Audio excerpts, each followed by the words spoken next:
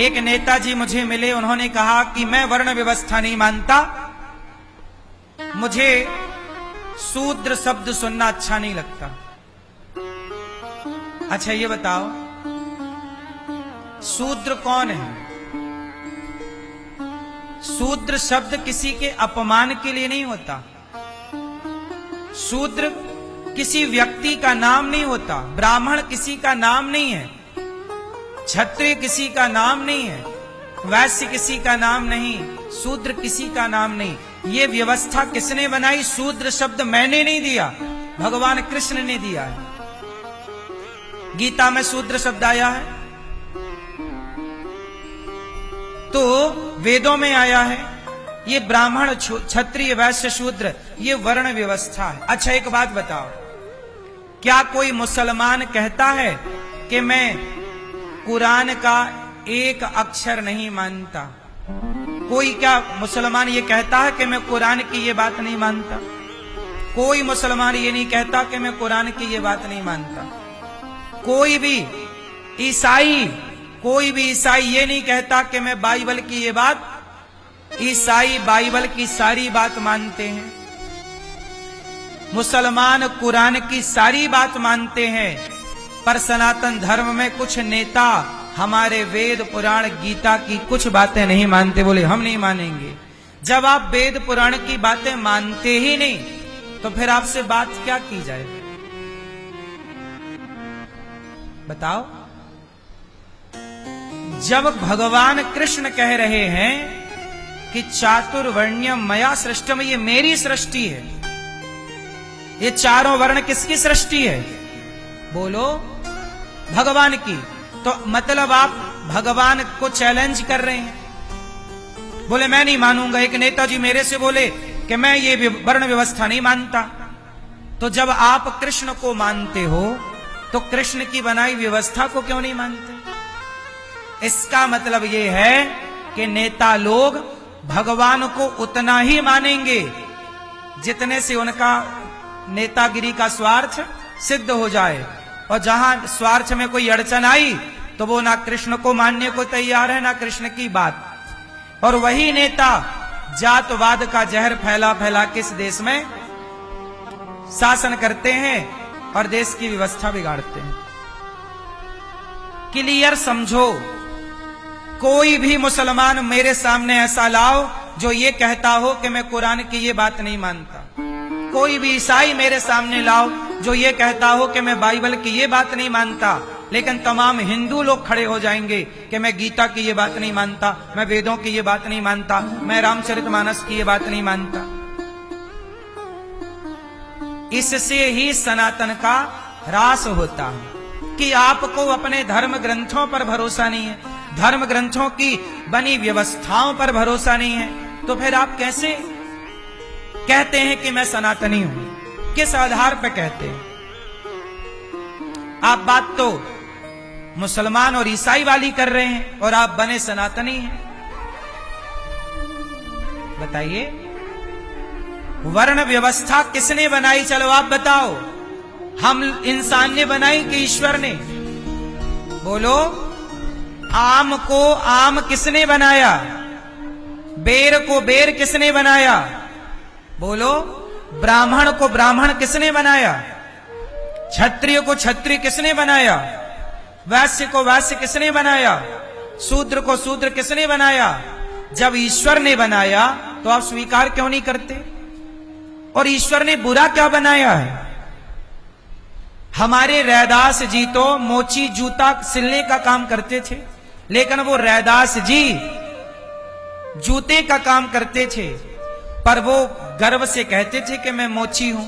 और उन्होंने ऐसी आराधना की ईश्वर की कि उनके कठौता में गंगा मैया प्रकट हो जाती थी। बड़े बड़े साधु संत उनको प्रणाम करते थे।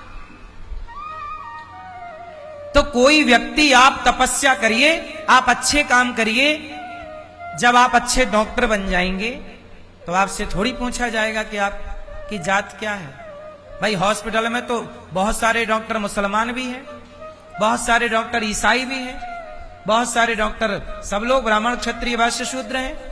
हमें तो अच्छे इलाज से मतलब है ना। आपका धर्म क्या है, आपकी जात क्या है, इससे हमें मतलब नहीं है।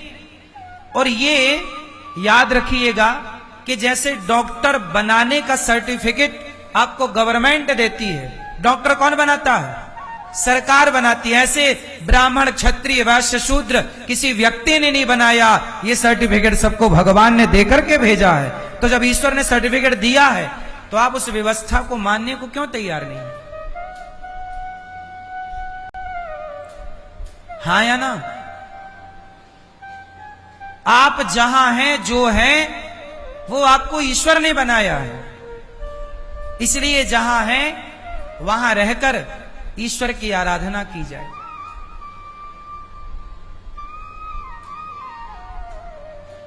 ये नेताओं का घोला हुआ जहर है जातवाद। हमारे सनातन में कहीं छुआछूत की कोई बात नहीं है।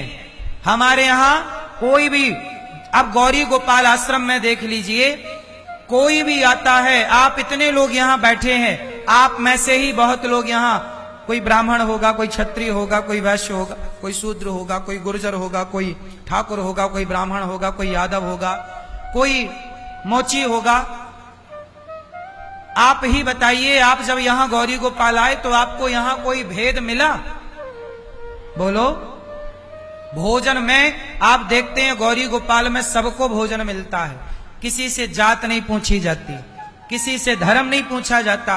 रोटी खाओ, सब लोग एक लाइन में लगो, रोटी खाओ। यहां माताएं रहती हैं, कुछ माता यहां ब्राह्मण माता है, कुछ माता क्षत्रिय माता, कुछ माता वैश्य माता, कुछ माता शूद्र माता। और ये दास अनिरुद्ध उन सभी माताओं के पांव दबाकर सबकी सेवा करता है। मैं तो भेद नहीं करता, मैं तो हर जाति की मां के पांव दबाता हूं। और आज तक मैंने किसी माता से नहीं पूछा कि माता तुम्हारी जात क्या है। हर मां के मैंने पांव दबाए, आज भी दबाता हूं। बताइए, यहां बहुत सारी माताएं हैं, हर जाति की हैं या नहीं? और मैं सबके पांव दबाता हूं, सबके साथ एक सा व्यवहार करता हूं, सबकी व्यवस्था एक सी है। एसी लगी है तो सबके कमरों में है, लगी है। बिस्तर है तो सबके पास है, अलमारी है तो सबके पास है। जब हम भेद नहीं कर, सोचिए, ये दास अनिरुद्ध जब अपनी माताओं से भेद नहीं करता तो क्या परमात्मा ने तुम्हें बना के कुछ भेद किया होगा क्या? ईश्वर की दृष्टि में तो तुम सब एक हो, पर एक होकर भी व्यवस्था बनाने के लिए बनाई। अब कह रहे हो आप कि हम ईश्वर की ये बात नहीं मानेंगे, तो नहीं मानो भैया। अब जो ईश्वर की ही बात ना माने, उससे क्या हम मुंह पच्ची करें, माथा पच्ची करें, दिमाग लगाएं? बोलो हाँ। बात तो उससे होगी ना जो शास्त्रों की बात माने। अब गीता की बात हम आपसे करने बैठे और आप कहो हम गीता ही नहीं मानते, तो फिर हम आपसे गीता की कौन सी बात करें, ये बताओ भाई। गीता की बात तो करने के लिए आपको पहले गीता माननी होगी ना। वेदों की बात करने के लिए पहले वेदों को मानना होगा ना। जब आप मानेंगे नहीं तो फिर क्या बात करें आपसे। इसलिए भगवान कृष्ण ने, भगवान ने ये सब कुछ बनाया, व्यवस्था बनाई है। और उस व्यवस्था को चलते हुए आज हजारों साल हो गए, पर आज के कुछ नेता आए और ये व्यवस्था बिगाड़ने में लग गए। इसलिए मेरी मां, नेताओं के भड़काने से आप भड़का ना करो। जातवाद का जहर घोलने दो भले नेताओं को, पर आप सभी लोग, हर सनातनी मैं कहता हूं, हम सनातनी कितने भाई हैं? 4। हम 4 भाई हैं, ब्राह्मण, क्षत्रिय, वैश्य, शूद्र। हम चारों एक पिता की संतान। हम चारों का पिता कौन? ब्राह्मणों से मुखमासीत बाहु राजन्यः कृतः ऊरु तदस्य जदवैश्यः पदभ्यांगुं शूद्रो वजायत। भगवान के मुख से ब्राह्मण, भुजा से क्षत्रिय, जंघा से वैश्य और चरणों से शूद्र। तो बताओ, हम चारों के पिता तो एक हुए ना। तो हम एक बाप की संतान हैं, 4 भाई हैं, तो आपस में लड़ क्यों रहे हैं, ये बताइए। जब हम चारों एक बाप की संतान हैं तो लड़ाई किस बात की? क्यों जी? ईश्वर की ही तो संतान है हम 4 भाई हैं। अरे हम चारों संगठित होते शुरू से तो क्या हमारे देश में मुगल आते, क्या अंग्रेज आते? अंग्रेजों ने नारा दिया कि फूट डालो शासन करो। यदि हम संगठित होते ना मेरी माँ, तो कोई हमें 200 साल तक गुलाम ना बना सकता। गुलाम बने ही हम इसलिए क्योंकि हम आपस में लड़ गए, हम जातियों पर लड़ गए कि मैं ब्राह्मण, मैं ठाकुर, मैं क्षत्रिय, मैं गुर्जर, मैं यादव, मैं जाटव, मैं ये मैं वो, मैं करके लड़ गए, आपस में लड़के हम मर गए। अंग्रेज बोले कि यार ये तो आपस में लड़ते हैं, चलो इनको नचाओ। तो उन्होंने भैया लाठी थाम ली और जिसकी लाठी उसकी भैंस, हमें लड़ाया और हम गधों की तरह लड़ते रहे। आज तक अक्ल नहीं आई, आज तक हम लड़ रहे हैं। हम चारों के पिता एक हैं, हम चारों कृष्ण को अपना भगवान मानते हैं, हम चारों गाय की पूजा करते हैं, हम चारों गंगा की पूजा करते हैं। जब चारों के उपासक एक हैं तो हम में भेद किस बात का है, ये बताओ किस बात का भेद है? संगठित हो जाओ मेरी मां, बच्चों को सिखाओ जरा, समझाओ जरा। नेता जहर खूब घोलते हैं क्योंकि उनको नेता लोगों को वोट चाहिए, जातवाद का जहर घोल के बंटवारा करके नेताओं को वोट चाहिए। उन्हें देश से मतलब तो है नहीं कि देश में क्या चल रहा, देश को कहां ले जाना। देश के विकास से मतलब नहीं है कुछ नेताओं को, केवल अपनी रोटी सेकनी है। ये बात सही है कि गलत है? देश से मतलब नहीं है कि देश की अर्थव्यवस्था कहां होनी चाहिए, देश में क्या अच्छी सड़कें होनी चाहिए, अच्छे ब्रिज होने चाहिए, अच्छा काम होना चाहिए, हर व्यक्ति सफल हो और संपन्न हो, हर बच्चे के हाथ में शिक्षा हो, हर आदमी का स्वास्थ्य अच्छा हो। इस पर ध्यान किसी का नहीं है। हम लोग बातें नहीं करते, हम लोग इसकी बातें हम कहते हैं कि भारत में ऐसी शिक्षा हो जो सबके लिए अवेलेबल हो, शिक्षा फ्री होना चाहिए इस देश में।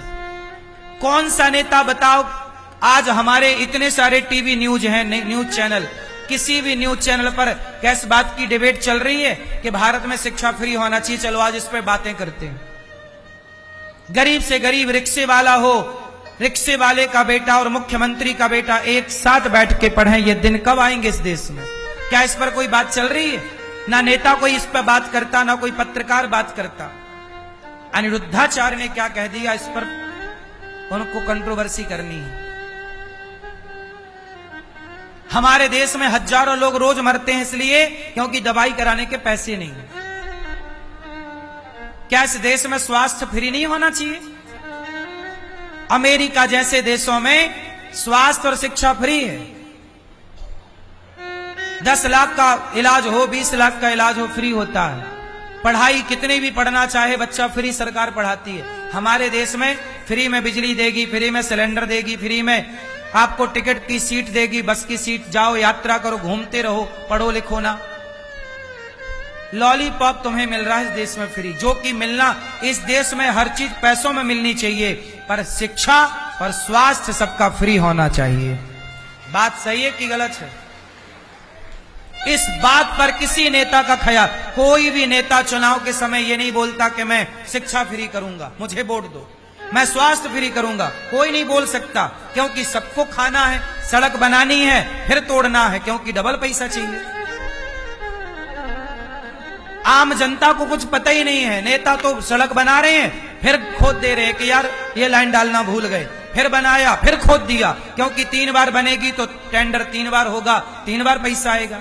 एक बार ही अच्छी बना देंगे तो दोबारा पैसा सड़क के नाम से कहां से आएगा?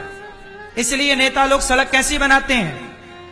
केवल 5 साल चले ऐसी, क्योंकि 5 साल बाद फिर चाहिए उतना पैसा। सोचिए 100 करोड़ की सड़क बनी, 5 साल बाद खराब, 100 करोड़ फिर चाहिए, वही। अरे वो पैसा जो एक बार सड़क बनाओ साला 50 साल चलनी चाहिए। अमेरिका की सड़क तो 50 साल चलती है, लंदन की सड़क 50 साल, भारत की सड़क 5 साल, बारिश आ गई सड़क खत्म, क्योंकि भ्रष्टाचार इतना है। हमारे यहां जो पैसा व्यर्थ में गवा रही है सरकारें, यदि ये पैसा शिक्षा पे लगाती तो भारत का प्रत्येक बालक योग्य होता, फिर यहां कोई चोरी ना करता। आज जो पढ़ नहीं पाते वो क्या कर रहे हैं? तुम्हारी चैन चुरा रहे हैं, तुम्हारे पर्स चुरा रहे हैं, तुम्हारा मोबाइल चुरा के भाग रहे हैं, तुम्हारी चप्पल जूता चुरा रहे हैं। तुम्हारे घर में चोरियां कर रहे हैं, चैन खींच के भाग रहे हैं। क्यों? समाज में ये पढ़े लिखे नहीं है, पढ़ाया नहीं।